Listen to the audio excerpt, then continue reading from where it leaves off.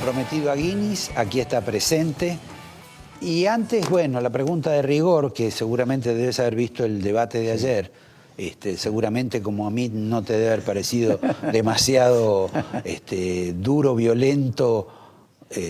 Era previsible y se hizo más evidente cuando se anunciaron las condiciones en que se hacía el debate. Estaba todo muy reglado con el tiempo y evidentemente que los que allí participaron trataban de mostrar la aceptación de las reglas, que eran disciplinados, que eran correctos. Entonces era... ¿Te sorprendió algo el reportaje? Aparte Mira, de aburrirte un poco. Sí, evidentemente eso es cierto, que era bastante tranquilo y aburrido por momentos, pero creo que aportó algo novedoso. Lo novedoso es que quizá por primera vez los principales candidatos, que frecuentemente se agreden y se descalifican, eso es cierto, tuvieron un clima de cordialidad e incluso revelaron muchas coincidencias. Había un clima casi de diálogo. Cada uno ponía su posición y a veces era repetida por otra persona, otros candidatos. Y eso creo que es nuevo, porque crea algo que en la sociedad, mostró algo que en la sociedad se reclama. Es decir, basta de las peleas, basta de esta guerra que tenemos aquí adentro. Hagamos una sociedad más civilizada. Y los políticos, que actúen como políticos, que hablen, que discutan, pero que no se destruyan como ha ocurrido en los últimos años, ¿no? Dentro del debate, o de lo que se llamó debate, estuvo ahí un concepto que vos alguna vez mencionaste, que es la posibilidad de una suerte de pacto, de un pacto colectivo de todos los partidos sobre cuestiones fundamentales, que en alguna medida lo ha impulsado en alguna forma sin éxito Rosendo Fraga, y que incluye también al candidato oficialista. Esto es, bueno, vamos a hacer algo con la inflación, vamos a hacer algo con la droga, y es como imposible que se pongan de acuerdo, salvo para elegirlo a Tinelli en la AFA o para que siga el fútbol para todos. ¿A qué se debe ese fenómeno? Bueno, mira, Roberto, el año que viene va a ser muy difícil y al nuevo gobierno le va a costar mucho trabajo tratar de enderezar las cosas que se están haciendo tan torcidas ahora. Le va a costar mucho trabajo. Es decir, los argentinos debemos ser realistas. Como decían los griegos, tenemos que percibir la aletheia. ¿Qué es la aletheia? Revelar la verdad. Revelar la verdad aunque no nos guste. Y la verdad es que el año que viene va a ser muy difícil en la Argentina y especialmente va a ser difícil para los que gobiernen. E inevitablemente tratarán de lograr acuerdos, de negociar con las otras partes, de lo contrario no puede mantenerse en el poder nadie. Ese acuerdo, que se va a hacer de todas formas, yo creo que va a haber un acercamiento entre las diversas fuerzas el año que viene, porque el que esté en el poder no va a poder gobernar solo, hubiera sido mucho más saludable para la Argentina, y yo diría más virtuoso de los políticos, si se hubiera realizado antes de las elecciones. Un acuerdo de salvación nacional, porque la Argentina está en grave peligro, en todos los órdenes. El peligro de la entrada masiva del narcotráfico, que aumenta la inseguridad, una inseguridad que no se puede manejar, fuerzas que deberían cuidar a la sociedad que están corrompidas y corrupción por todos lados, y ese clima que vive la Argentina y que lleva a que la población argentina esté tan, yo diría, alienada, que no reacciona. No reacciona, es como un enfermo que está en coma y lo pellizcas y no reacciona. Por ejemplo, la semana pasada se reveló que Lázaro Báez decía que los hoteles de Otesur, las habitaciones de Otesur, estaban ocupadas por los obreros que viajaban a distintos lugares donde él tenía obras. El personal directivo. ¿Ah, sí? ¿No eran todos obreros? Bueno, pero viajar 1.200 kilómetros por día, 600 de ida y 600 de vuelta, y no dormir en un hotel de otra parte, es una burla. Nos tratan de idiotas, pero idiotas. Es el más grosero y más estúpido chiste que se puede inventar. Sin embargo, ¿vos escuchaste alguna reacción fuerte? No, no hay reacción. Hay como un estado de anestesia.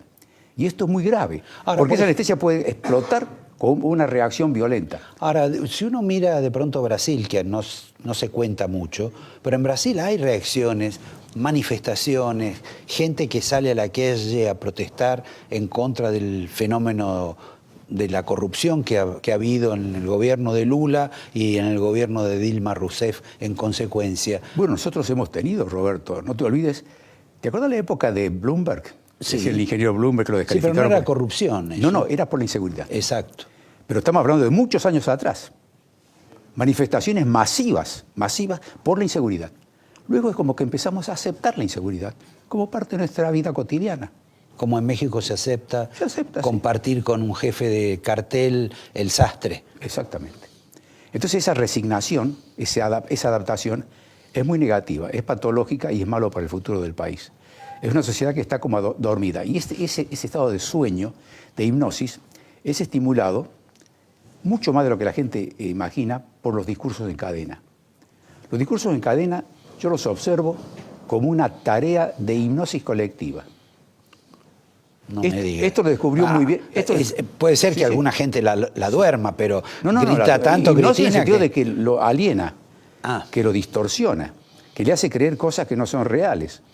El hipnotizado puede imaginar que está delante de un avestruz o de un elefante y lo cree y lo acepta. Este método de hipnotizar a través de discursos para las masas lo empezó a desarrollar muy bien Mussolini. Después lo imitó Hitler. Más adelante lo empezó a usar Fidel Castro o Chávez en Venezuela. Largos discursos muy frecuentes que tienen la cualidad de alienar. Y entonces la gente empieza a creerle. Es lo que se conoce muy bien en la psicología como la proyección, la identificación, la transferencia, un montón de mecanismos psicológicos que llevan a que la sociedad quede embobada. Por eso esos discursos en cadena no son inocentes. Además de constituir, por supuesto, un delito. Constituir un delito porque la cadena no está hecha para hacer propaganda a un propio partido o autoelogiarse. Antes de seguir sobre si estos episodios son tan así, son anecdóticos o son parte de un sistema, y la promesa de hablar sobre el tema de las declaraciones juradas, lo vamos a hacer en un minuto. Bien. Antes vamos a escuchar a nuestros prestigiosos candidatos a la presidencia, a las diputaciones, a las gobernaciones y a las vicepresidencias. En un minuto volvemos con Marcos Aguinis.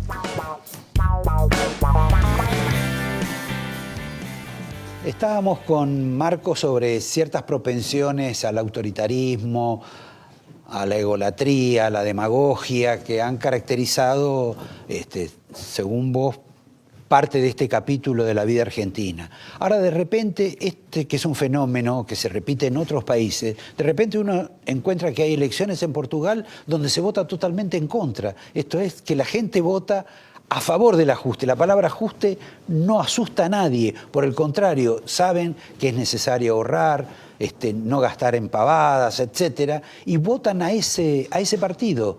¿Qué es lo que ocurre que le ocurre a los portugueses y no le ocurre a sus vecinos de Europa, ni le ocurre, por supuesto, a queridos países de América Latina? Bueno, las diferencias son múltiples, pero Portugal tuvo una larga dictadura de Oliveira Salazar, sí, que se la sacaron de encima ya hace varias décadas. Y a partir de ahí se dieron cuenta que un dictador, un tirano, no le hace bien al país y que el tirano usa al Estado para su beneficio, no para beneficio de la nación. Aquí hemos tenido tiranías también y hemos vivido cosas similares, pero al mismo tiempo hubo una gran propaganda a favor del Estado como el que soluciona todo. Si todo fuera del Estado estaríamos felices porque habría quien administra bien y crea riqueza y determina que todos los demás seamos iguales. Bueno, es un estado ideal, pero la realidad es que no funciona como estado ideal. Pero lo curioso ¿por qué no funciona? Porque del Estado se apropian los que están en el poder y usan el Estado para su beneficio, en el beneficio de la sociedad. Eso es sistemático. Eso claro, pero la curiosidad es por qué un pueblo como el portugués de repente reacciona en contra de eso, sí, que también hubo un mal gasto en Portugal. Y ante la crisis la gente, bueno, vayamos con esta gente que nos va a ordenar, y en los otros países no. Yo lo atribuyo, Roberto, a que en Portugal, te hablaba de la dictadura de Oliveira Salazar, pero en Portugal después no hubo caudillos fuertes. Bueno, Mario Soares más o menos. Sí, pero no muy fuerte. ¿No te acuerdas que estaba la primavera portuguesa, la revolución, sí, de los claveles, en fin? Pero allí no hubo lo que en Argentina tenemos muy inculcado, que es el tema del caudillismo. Acá nos gustan los personajes fuertes, el caudillo. Y cuando el caudillo afloja un poco, pierde rápidamente el apoyo popular. Fíjate lo que ocurrió con Frondizi. Con Raúl Alfonsín.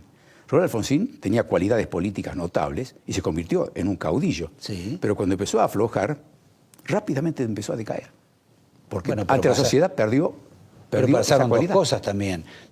se quiso convertir en el eje de toda la sociedad argentina y mientras tanto se equivocaban económicamente y tuvieron malos precios internacionales, como suele ocurrir. Ahora, hay un verbo que a mí me parece que caracteriza a la administración kirchnerista, que es el verbo empoderar, ¿no? Que lo utiliza mucho la presidenta, lo utiliza mucho el grupo que la acompaña, sobre todo de los que parecen jóvenes. Y además hay hechos, como por ejemplo la voluntad de que Zanini permanezca en la Casa de Gobierno si Scioli es elegido presidente. Esto es, en un lugar que quizá no le corresponde, o que por lo menos los Kirchner impidieron que el vicepresidente estuviera en la Casa de Gobierno. Así es. ¿Esto qué refleja?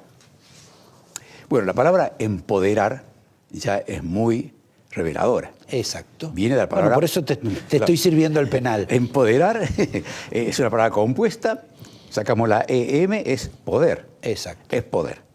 El poder es algo que fascina al kirchnerismo, que le da... Bueno, no solo al kirchnerismo. No solo al kirchnerismo, bueno, no quiero ampliarlo más allá, pero digamos, estamos hablando del kirchnerismo.